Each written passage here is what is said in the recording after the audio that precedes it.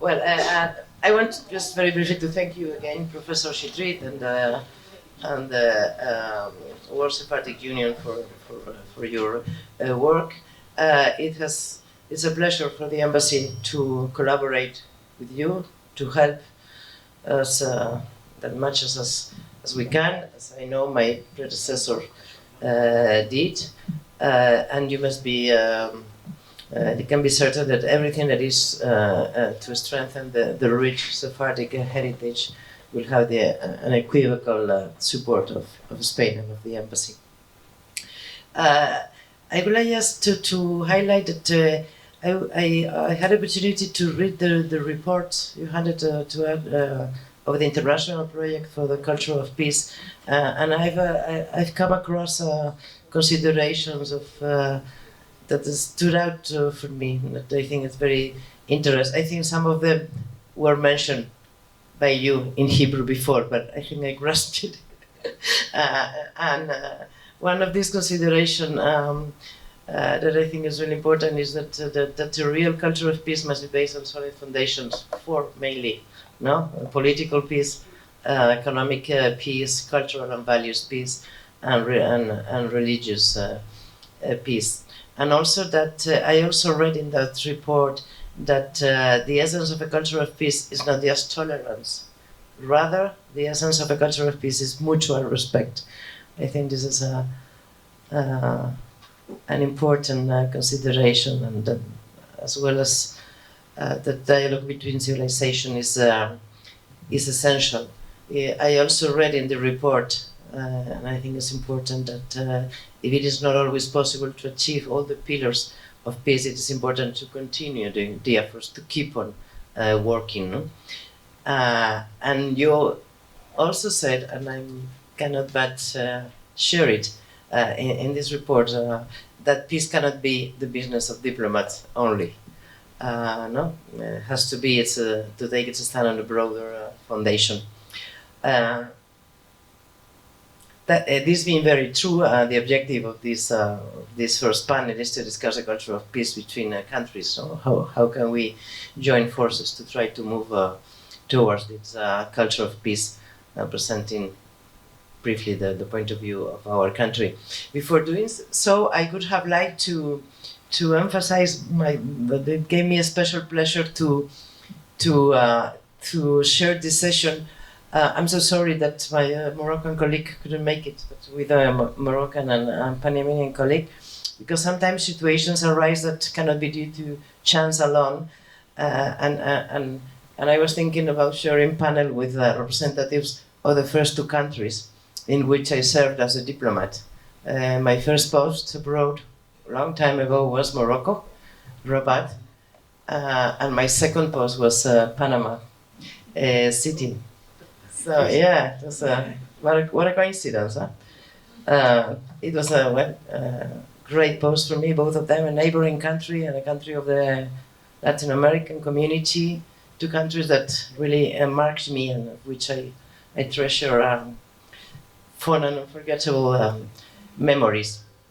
But going to the point, I would like to stress that throughout its history, Spain has attached essential importance to the culture of peace. This culture stems for the very origins of Spain as a modern state, and it's an intrinsic part of Sephardic culture. Of course, our history had lights and shadows, and the expulsion of the Jews make one of its blackest and darkest pages. As our king said in a really moving ceremony marking the 500th anniversary of the expulsion of the Jews from Spain, the story of all people, without doubt, that of Spain is full of lights and shadows. In this ceremony, King of Spain paid homage to the exiled Sephardic Jews and prayed together with then President Chaim Herzog. They prayed together in the synagogue of Madrid, symbolizing reconciliation, our way of expressing. This photo Video in Casa Separat. Yeah. I must say, by the way, I was, as I say, I had the privilege of being the first director of Casa Separat Israel, and one of the first things I I did was to go to see Andrea Souley in Morocco to present the project to him, and we had a very good relations with him. But and then President Jaime Herzog in that occasion at the synagogue, together with our then king, he said, "We cannot change the past, but we can learn its lessons, and thus assure a better future for ourselves and humanity." But well, in any case, I keep to the fact that the golden age of Sepharad is an example of coexistence, tolerance, and culture of peace. The Sephardic communities played a key role in this achievement, carried with them for more than 500 years that sense of culture of peace and brought it to Israel.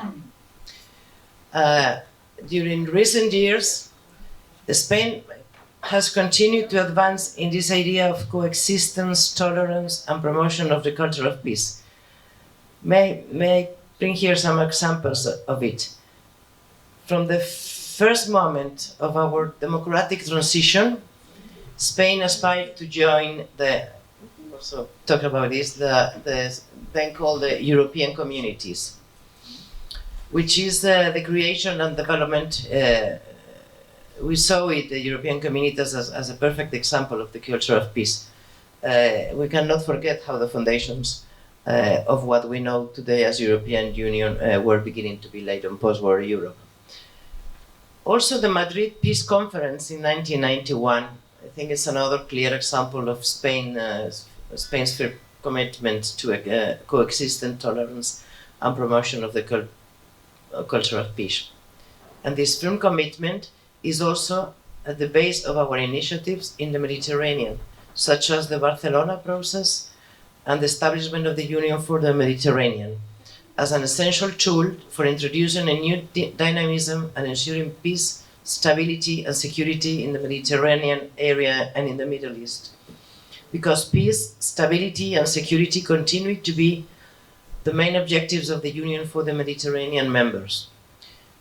The Union for the Mediterranean can contribute to these goals in the Mediterranean region by creating, through dialogue and cooperation, a political environment that is conducive to the solution of the conflicts and the political tensions affecting members of the UFM. We can also mention, and I have to mention, the Alliance of Civilizations, an initiative launched by then Spanish Prime Minister Zapatero at the UN General Assembly in September 2004, supported by Turkey's President 2005, and assumed by the UN in 2007. Because we think that it is essential, the dialogue between civilizations. By the way, since 2019, former Spanish Foreign Minister Moratinos is the High Representative, the UN for the Alliance of Civilizations.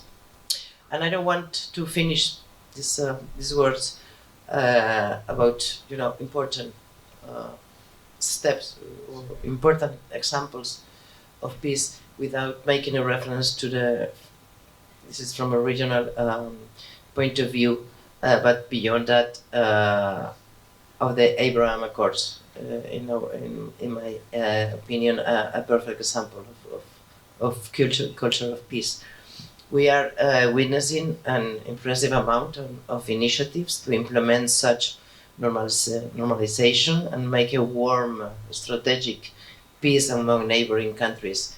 So I could not but affirm here today that the government of Spanish welcomed the accords and believes they are a true game changer in the region that can make a great and meaningful contribution for the stabilization of the Middle East and the peace we all hope for.